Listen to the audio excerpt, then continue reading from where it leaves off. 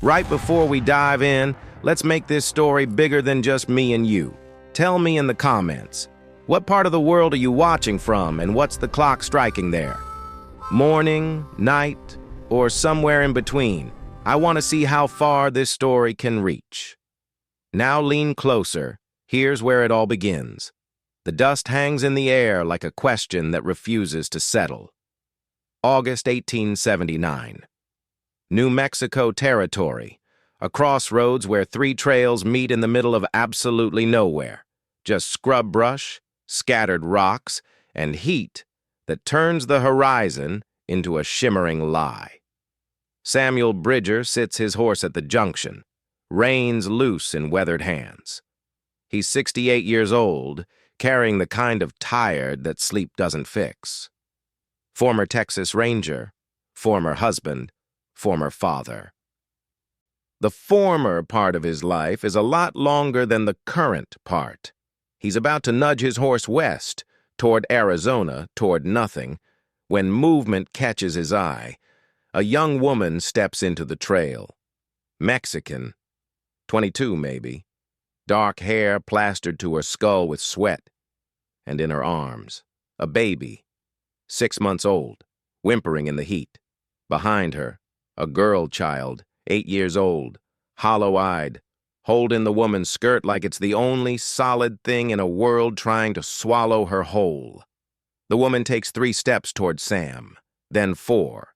Her legs shake. She opens her mouth, cracked lips bleeding. "Can you save us, mister?" Before Sam can respond, she collapses. Sam moves without thinking, old reflexes, out of the saddle and across the distance.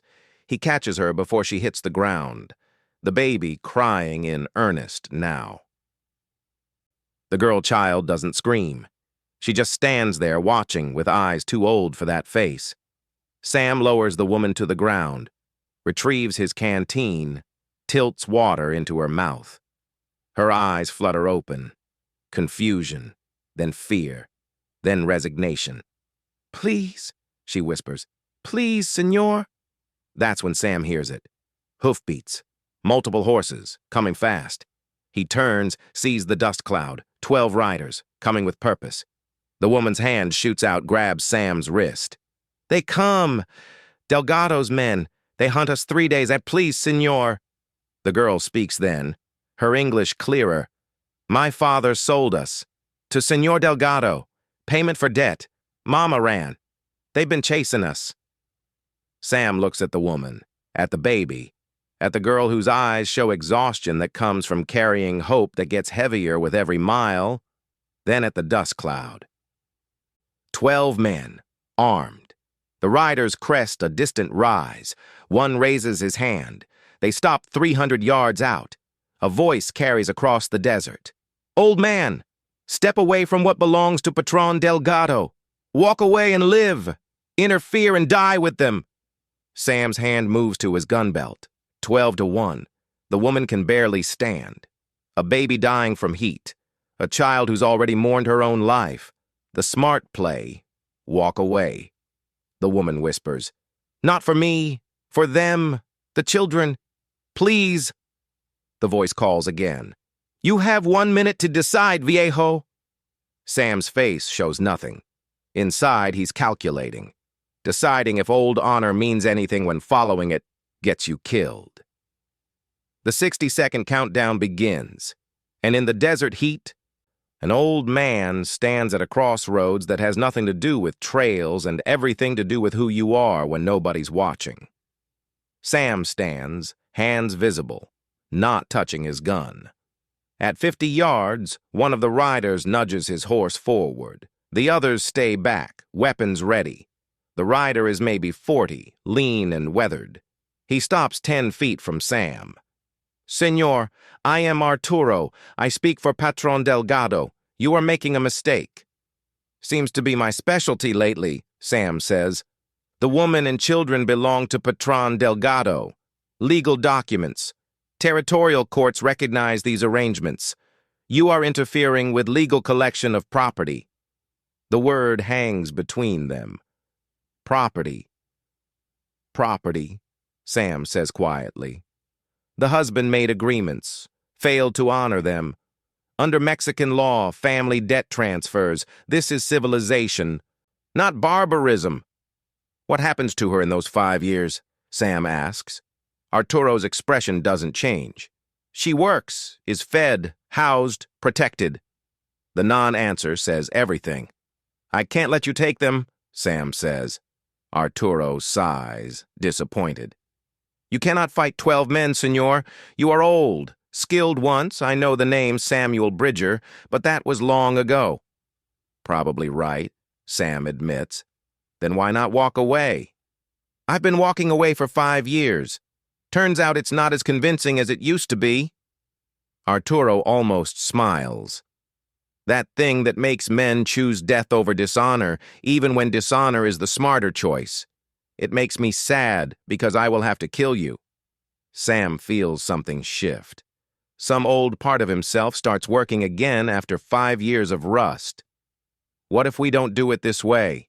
Sam says slowly. Arturo raises an eyebrow. You say this is legal, then let's do it legal. Give me 1 day. Let me get them to the next town before a territorial judge. You ask me to trust you. I ask you to trust law. Arturo considers, discusses rapidly in Spanish with his men. Finally, something different. You stay here tonight. We camp where we can see you. Tomorrow we all ride to Patrón Delgado's rancho. You speak with him directly. If you persuade him to release them, they go free. If not, they return. But no judge. Just you and Patron's word. Sam considers. It's not what he asked for. But it's something. Your word on it? Arturo places his hand over his heart. On my honor and the honor of the Delgado name. Sam nods. He's just bought them maybe 24 hours.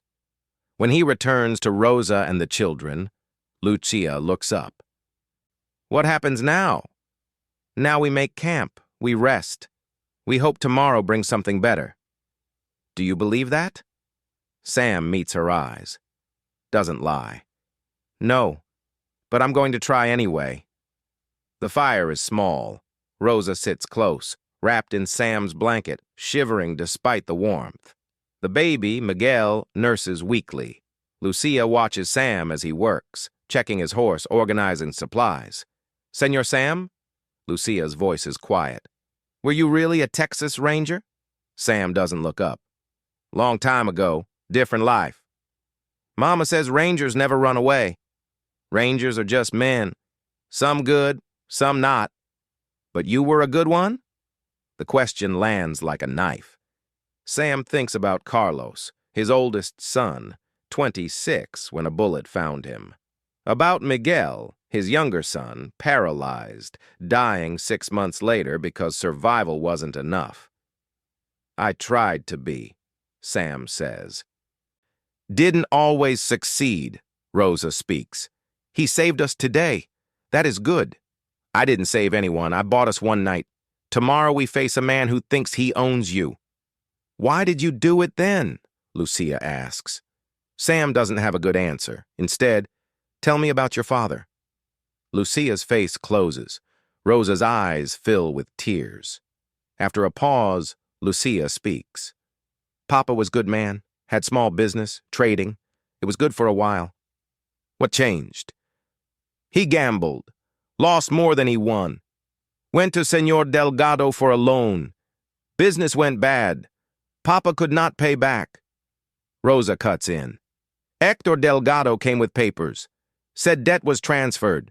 That I and children would work in his household. 5 years. That legal here? In Mexican law, yes. Delgado's family has been here 200 years. Things are legal because they say they are. Your husband agree. Rosa's face goes hard. My husband died 2 weeks before Delgado came with papers. Fever, the doctor said. But I think maybe not. Delgado had made offer before. I could work in his house, debt forgiven. I refused. Then my husband died. Sam's jaw tightens. So you ran. I ran 3 days, then you. The fire pops. Sam prods it with a stick. I need you to understand, Sam says. Tomorrow I've got no leverage, no authority. I'm just an old man asking another old man to do the right thing. So what happens? Lucia asks. I don't know. Maybe he listens, maybe not. They sit in silence. From the darkness, Arturo approaches, hands visible. May I approach? Sam considers. Come ahead, slow. Arturo settles at the fire's edge. I wish to tell you something. Tomorrow you will meet Patrón Delgado. You should know. He will not release them. You know him that well? 15 years I work for the Delgado family. I know Patrón very well. He will not let them go. If he does, others will think they can run. This he cannot allow. So what's the point of tomorrow? The point is you tried. When you walk away, and you will because you will be alive, you will know you did everything you could. Walking away is all I've done for 5 years. I'm tired of it. Then stay and die. But it does not save them. It only makes 3 deaths into 4. Arturo stands. Good is not enough. Sometimes the world is just broken. He walks back to his camp. Rosa speaks. He is right. You should walk away tomorrow. Everyone keeps telling me what I should do. Maybe I'm tired of listening. Lucia has been quiet. Now, my father used to say faith is believing in the good thing even when there is no reason to believe.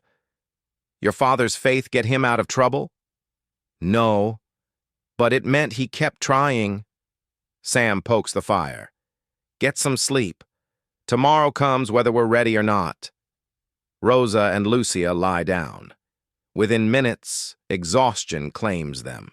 Sam sits watch through the night, thinking about impossible situations and the old ranger instinct that says there's always a solution if you're desperate enough.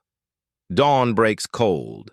Sam has coffee ready, terrible coffee but hot. They break camp as Arturo approaches with a second horse. Patrón expects us by mid-morning. They ride together. Sam helps Rosa onto the borrowed horse. Lucia rides with Sam, pressed against his back, trembling. The journey takes 3 hours. Desert gives way to irrigated land, fields, orchards, grazing pastures. All this is Delgado's? Sam asks. Arturo nods. For as far as you can see, and beyond. The rancho appears. Sprawling Spanish colonial fortress with thick adobe walls, red tile roofs, defensive architecture. They pass through massive gates into a courtyard where workers stop and stare. Sam counts at least 20 people visible. The message is clear. This is Delgado's kingdom. Arturo dismounts. Weapons! Sam unbuckles his gun belt, hands it over, then the knife from his boot. Feels naked. Now we wait. Time passes. Finally, a woman emerges. Older, 50s, dressed in black with silver jewelry. I am Doña Carmen, Hector's cousin. I manage the household. Ma'am, Sam says, Hector will see you now. But first, Rosa and the children will be fed, bathed, cared for. They are guests, not prisoners. I'd prefer to keep them with me? That is not how this works. They will be cared for while you speak with Hector. Sam looks at Rosa, sees the fear, but also resignation. It's okay, Sam tells Lucia. I'll come find you after. Promise? Promise. Doña Carmen leads them away. Sam watches them go, fighting the instinct to follow. Arturo gestures toward the main house. They enter through carved doors into a space that's part museum, part fortress. Walls covered with paintings, maps, documents. Land grants dating back centuries. This is a family that doesn't just own land. They own history. They reach a large study. Massive desk, leather-bound books, huge map of the territory with Delgado holdings marked in red. The red covers nearly a quarter of what Sam can see. "Wait here," Arturo says, then leaves. Sam waits.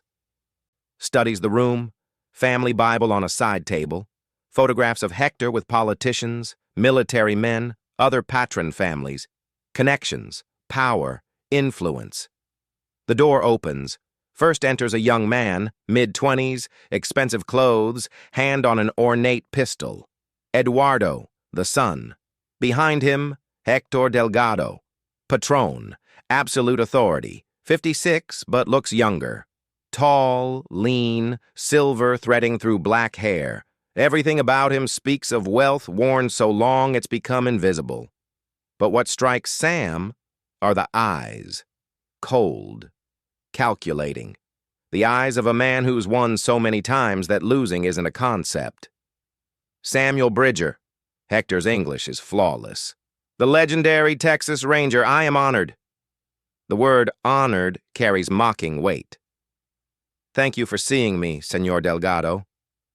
Please, sit. Whiskey? Sam sits, accepts the whiskey. The bourbon is smooth, expensive. Eduardo leans against the wall, watching with contempt. Hector settles behind his desk. I understand you have concerns about my recovery of property. Hector begins. I am curious what terms you believe you can negotiate. The woman and her children, I'm asking you to release them, cancel the debt. Based on what justification? Common decency. Hector smiles. Decency. When you were a ranger, did decency determine which outlaws you pursued, or did you enforce the law? I enforced the law, but when the law was wrong, I found ways around it. So you pick which laws to honor. This is the position from which you lecture me? Sam's jaw tightens. The woman's husband is dead. She's got 2 children. She's not a criminal. She is also property, not in the American sense. I am not a slave owner, but in the legal sense recognized by Mexican law and territorial courts. He spreads documents on the desk. Original loan agreements, signed, witnessed, court ruling recognizing household obligation transfer. Everything is legal. Eduardo speaks. Why are we talking to this old man? Just take what's ours. Hector raises a hand for silence.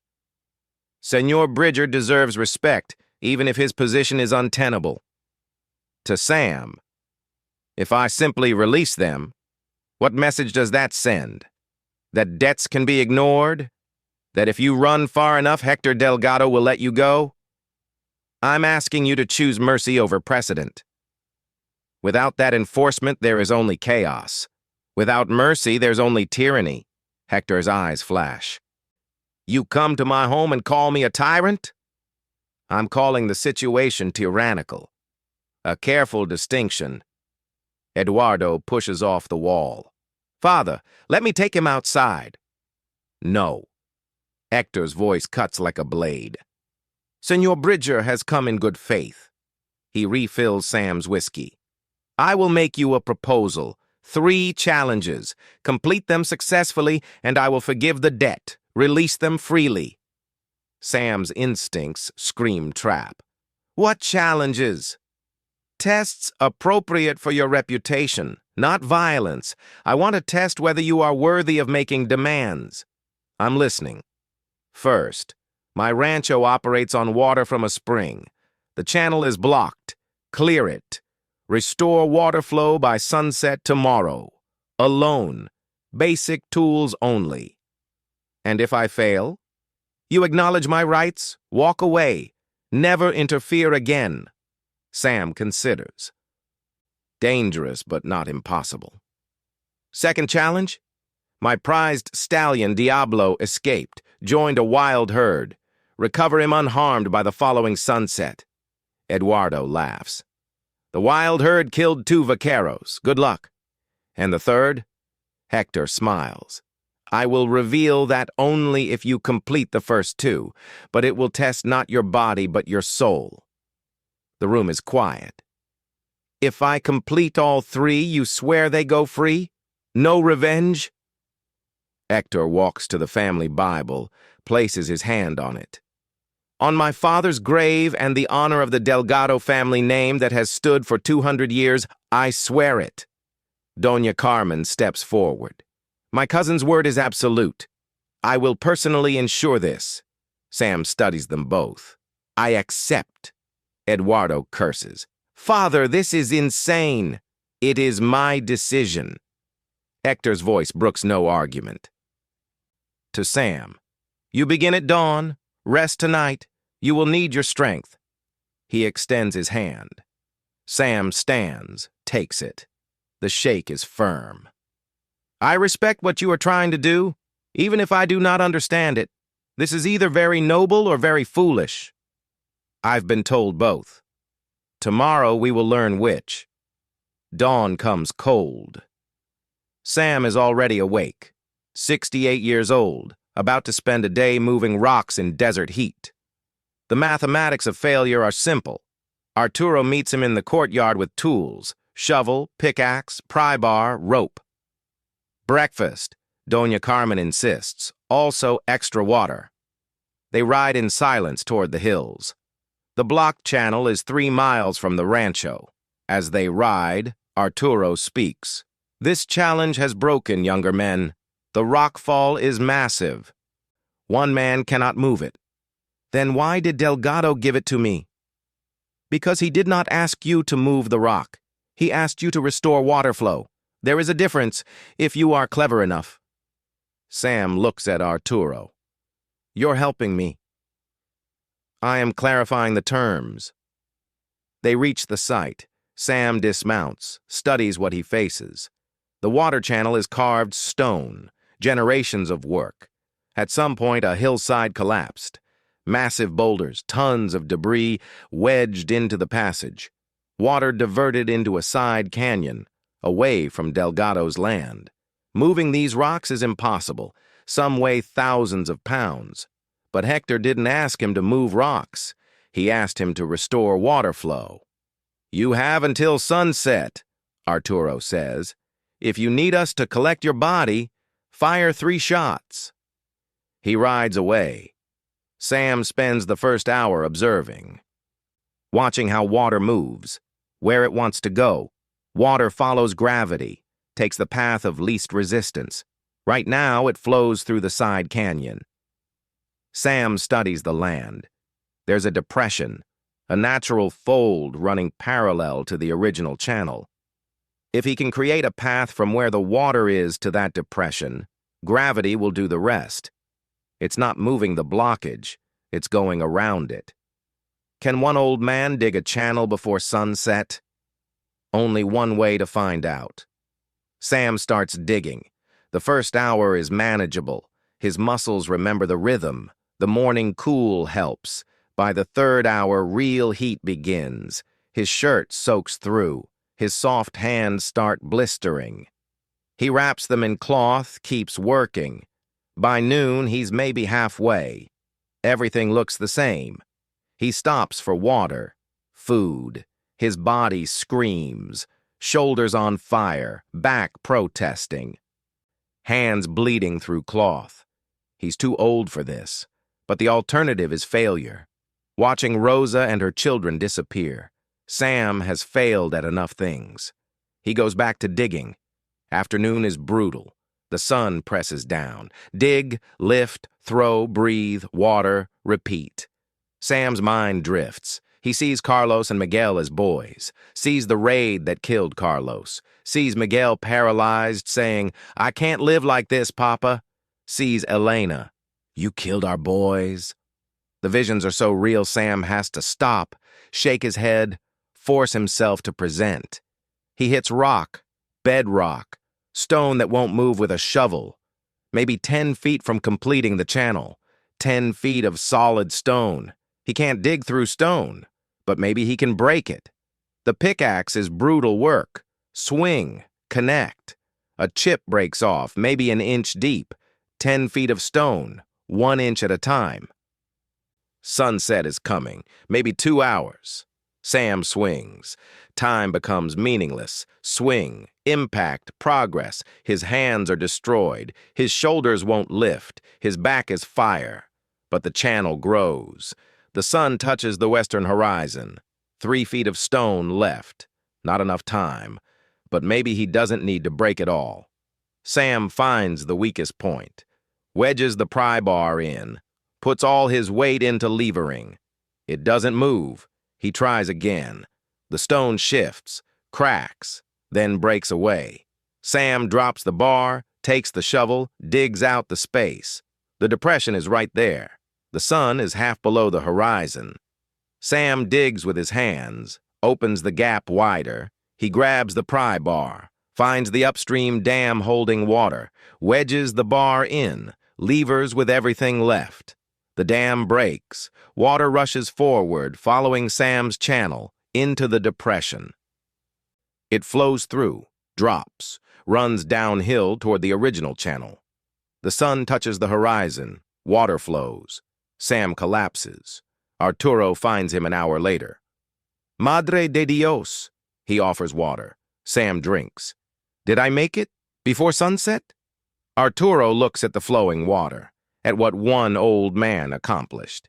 See, you made it. Patrón will have his water. Good. Arturo helps him onto the horse. They ride back slowly. At the rancho, Doña Carmen sees Sam's condition. Get him to the guest quarters. Send for the doctor. She looks at Arturo. Did he complete it? See. Water flows. He succeeded. Her expression shifts. Maybe respect. Maybe surprise. Interesting? Hector will be pleased or disappointed? The doctor cleans Sam's destroyed hands, treats heat exhaustion. Through it all, Sam drifts, hearing fragments. Shouldn't have survived at his age. Second challenge tomorrow. If he can even stand. Rosa's voice. Thank you, Samuel Bridger. Lucia, you have to be okay for the next challenge. Then darkness. Sam wakes in deepest night. His hands are agony, his back worse, but he's alive, and he won. 1 down, 2 to go. Morning comes too soon. Sam's body protests every movement. His hands are wrapped in heavy bandages. His back barely bends. But Hector's challenges don't wait for recovery. Arturo brings him to the courtyard. The wild herd was seen in the northern hills yesterday. Diablo is with them. Black stallion, white star on forehead. You have until sunset. He provides a horse, rope, basic supplies. The lead stallion has killed 2 men. Be careful. Sam mounts slowly, every muscle complaining. Rides north into the hills. He spends the morning tracking. Skills from 30 years of following outlaws. Finds the herd by mid-morning. 30 horses led by a massive roan. Diablo is there. Younger, nervous among the wild ones. The roan led is protective. Charges when Sam approaches. Sam realizes he can't rope Diablo without the lead attacking. He needs to separate them without violence. He remembers something from his youth. Wild stallions respect strength, but not aggression. Sam approaches on foot, slow, calm. The roan charges. Sam stands his ground. Doesn't run. Shows he's not a threat, but also not prey. It takes hours. Approaching, retreating, letting the lead investigate him. Finally getting close enough to Diablo to loop a rope. Leading him away while the roan watches but doesn't attack. Having decided this old human isn't worth killing. Sam returns to the rancho at sunset. Exhausted, sunburned, shaking. Hector is waiting, actually impressed. 2 for 2, Senor Bridger. I did not expect this. Eduardo is furious. Father, this is ridiculous. Hector silences him. I gave my word. 3 challenges. He has completed 2. Now comes the 3rd, and this one will break you, because it tests not what you can do, but what you will choose. They gather that evening. Hector, Doña Carmen, Eduardo, Arturo, Rosa, Sam. Hector speaks. The third challenge is simple. I will ask you 3 questions. Answer with complete honesty, and you pass. Lie even once, and you fail. How will you know if I'm lying? Doña Carmen. Because I will know. I have been reading men's lies for 40 years. The questions will be about why you're really doing this, what you really want, what you're really running from. Sam's stomach tightens. Hector. First question. Why do you really want to save this woman? The truth. Long pause. Finally. Because 5 years ago I led a raid that got my 2 sons killed. Because my wife left me. Said I chose being a ranger over being a father. She was right. Because when that girl asked, "Can you save us?" I heard my daughter's voice asking me to save her brothers. I can't save my sons. They're dead. But maybe I can save these children. Maybe that means I'm not completely worthless. The room is silent. Rosa is crying. Hector nods slowly. Truth. Painful truth. I accept this. Second question. If you take this woman and these children, what life can you give them? You have no home, no money, no prospects. I offer her employment, shelter, security. You offer nothing. Why is your nothing better than my something? Sam looks at Rosa. Because you don't want employees. You want slaves. You want to own her. Then to Hector. I can't offer her much. A horse, supplies, safe escort to the nearest town, but I can offer something you never will. I'll never claim to own her. I'll never tell her she has no choice. I'll help her find honest work, then ride away and let her live her own life. Maybe that's nothing compared to your rancho, but it's everything compared to being your property. Hector's jaw tightens, but Doña Carmen nods. Truth. I accept this. Hector stands, paces. Third question, and this determines everything. What happens when you've helped them reach safety and ridden away? Where do you go? What do you do? Because you said yourself, you've been dying slowly for 5 years. Saving them doesn't change what you've lost. So I ask directly, are you doing this to save them, or to finally give yourself permission to die doing something that matters? The question hangs in the air. Sam closes his eyes. When he opens them, they're wet. I don't know. I honestly don't know if I'm saving them or just choosing a better way to die than drifting. Maybe both. Maybe it doesn't matter why as long as they survive. But if you're asking if I have a reason to keep living after they're safe, no, I don't. And that's the truth. Rosa speaks in Spanish. Patrón, you have your answers. He has told you his truth. As painful as it is, you asked for honesty. He has given it. You are a man of honor. You have said this. Your wife has sworn your word is absolute. He has completed your challenges. Let us go. Eduardo. Father, you cannot be serious. Doña Carmen stands. He is serious, and so am I. We are people of honor, or we are nothing. The oath was sworn. The challenges were completed. She looks at Sam. You answered honestly, even when it cost you dignity. This is rare. Hector stands silent, pride warring with honor. Finally, you have passed the 3 challenges, Samuel Bridger. You have proven yourself worthy of my respect. I hereby release Rosa Maria Dominguez and her children from all debt obligations to the Delgado family. You may take them. I will provide supplies, money, and safe passage to the territorial border. Eduardo explodes. Father, this is insane! Our reputation... Hector. Our reputation is that we keep our word, that when we swear an oath, it means something. To Sam. But understand this. You won because you broke yourself open and showed me a man who has nothing left to lose. I can respect that, but I do not envy it. Go. Take them, and may whatever God you believe in grant you the peace your own actions could not. Dawn the next day. Sam, Rosa, and the children prepare to leave with the supplies Hector provided. 2 horses, food for a week, money, directions. Arturo delivers them. Patrón keeps his word, but be clear. Once you cross our territory, do not return. Ever. Eduardo will not forget this. They ride toward the rising sun.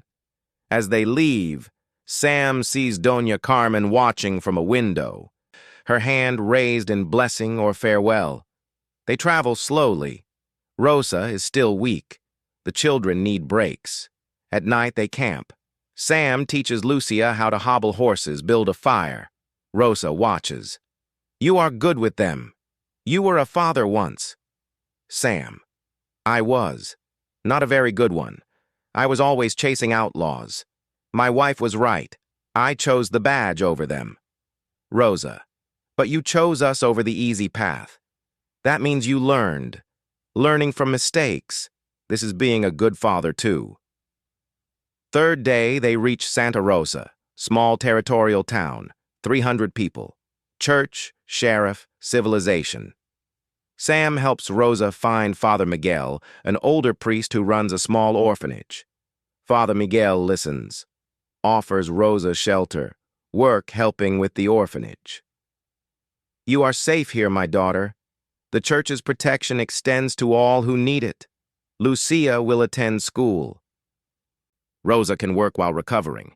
Baby Miguel will be cared for. It's not wealth, but it's safety, community, choice. That evening, Sam prepares to leave. His job is done. Rosa stops him at the edge of town. Where will you go? Sam. West, maybe Arizona, maybe just, away. Rosa. To die somewhere quiet, like you told Patrón Delgado. Sam doesn't answer. Rosa. What if I asked you to stay? Not for me, I know you are not looking for a wife, but for them, for Lucia and Miguel. Father Miguel's orphanage needs help, someone to teach older boys trades, someone to be the strong presence. It is not exciting, it is just, being there, being present, the thing you said you failed at before. Sam. I don't know if I can be what you need. Rosa. None of us know what we can be until we try. Maybe this is your chance to choose differently. Sam walks away, gets to his horse. Lucia runs after him. Senor Sam, you're leaving. Sam. You're safe now. That was the deal. Lucia. But what about you? Don't you get a real life too? The question hits Sam hard. Lucia. Father Miguel says God gives us second chances. That's what you gave us. Maybe we're supposed to give you one too. Stay. Please be our, I don't know what to call it, but be here. Be the person who's there when we need help. Be what you said you wished you'd been for your sons. Sam looks at this 8-year-old girl who's asking him to stay when every instinct says ride away. He thinks about Carlos and Miguel, about Elena who left because he was never there, about 5 years of drifting, about Hector's question. Are you saving them or choosing a better way to die? And Sam realizes maybe saving someone else is how you save yourself. Maybe the second chance isn't just for Rosa and the children. It's for him, too. Maybe being present, being there, maybe that's redemption. Okay, Sam says quietly. I'll stay for a while, see how it goes. Lucia hugs him fiercely.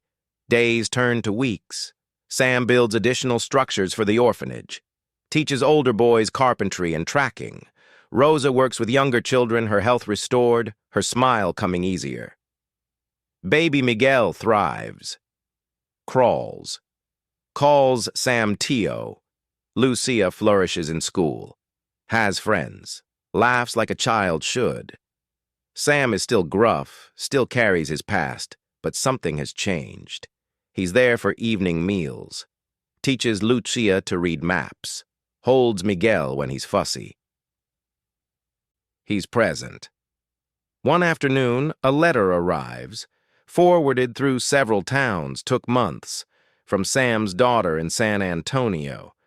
"Papa, I heard you're in Santa Rosa working at an orphanage. I didn't believe it at first." Mama heard too. She hasn't said anything directly, but she asked me to write. She asked me to tell you where we are. She asked me to say that if you're really staying in one place, really being present for people who need you, maybe you've changed. We're not ready to see you yet. Maybe not for a while, but you should know. We're not gone forever. Keep being there, Papa. Keep being present. Show us you've learned. And maybe someday, the letter ends without finishing. But the meaning is clear. Maybe someday, there's a path to reconciliation. Evening at the orphanage. Sam sits on the porch watching Lucia play with other children. Rosa joins him. Comfortable silence. They've developed a partnership based on mutual respect. Not romance, but something equally valuable. Two damaged people helping each other rebuild. Rosa, "You got a letter today from your daughter." Sam nods. Rosa, "Father Miguel says you've been happy lately. Today I saw it. When Lucia showed you her reading test." Sam, "She got every word right. She's smart." Rosa, "You're a good man, Samuel Bridger. Not perfect, not without ghosts, but good. The children love you. That matters." Before Sam can respond, Lucia runs up. "Tio Sam, Miguel took his first steps. Come see." Sam realizes he doesn't need to explain anything. This moment, being called, being needed, being there to see a child's first steps. This is redemption. He stands, follows Lucia inside. For the first time in 5 years, Samuel Bridger isn't walking away from something. He's walking toward it. 6 months later, February 1880. The orphanage has expanded. Sam's structures house more children. He teaches carpentry, tracking, survival skills. Rosa manages the younger children. Her laugh is frequent now. Miguel is a toddler. Lucia reads at a level beyond her years. Sam is different. Still carries weight of his past, but lighter somehow. He's learned that presence doesn't erase the past. It just gives you something to balance against it. Father Miguel pulls Sam aside one day. "You were running from yourself when you came here. Now you're running toward something. Do you see the difference?" Sam, "I'm not sure I'm running anywhere. Just standing still for the first time in years." Father Miguel, "Sometimes standing still is the hardest journey. You have done well, my son." News reaches Santa Rosa. Eduardo Delgado has been asking about Sam in nearby towns. His pride still burns from his father's decision. Father Miguel warns Sam, "The church offers protection, but we are not an army. If Eduardo comes with men," Sam, "then we deal with it. But I won't run again. Not from him. Not from anything." Eduardo never comes. Word reaches Santa Rosa that Hector has forbidden him from pursuing the matter. "My father has spoken," the message says. "His word is absolute. Even my anger must honor it." The threat fades. Life continues. Sam realizes that sometimes honor in powerful men is worth more than walls. The camera pulls back from the orphanage as lamps are lit inside. Warm, golden light against gathering dark. Sam's voice, narrating. "They asked me once if I was saving them or choosing a better way to die. I didn't know the answer then, but I know it now. You don't save people to earn redemption. You save people because they need saving, and you're there. And if being there, being present, being the person who stays instead of running, if that saves you too, well, maybe that's not redemption at all. Maybe that's just finally learning how to live. My sons are still dead. My wife still left me. 5 years of grief don't disappear because I helped 3 people. But I wake up now with a reason to be awake. I go to sleep knowing I'll be there in the morning. And maybe that's enough. Maybe that's everything. Final image. Sam inside, holding baby Miguel who's fallen asleep in his arms. Lucia showing him her schoolwork. Rosa smiling in the background. The old ranger who spent 5 years dying has found a reason to live. Not glory, not redemption, not even forgiveness. Just the quiet purpose of being there for people who need him. Being present instead of perfect. Being enough instead of trying to be everything. And in that choice, repeated daily, he's become more than he was when he was legendary. He's become what his sons needed and never got, a father who stays. For everyone who believes it's never too late to stop running. For everyone who learns that redemption isn't one heroic moment, but showing up every day. For everyone who discovers that being there is harder and more important than being a hero. Inspired by the stories of lawmen who became fathers, warriors who became teachers, and legends who became simply present.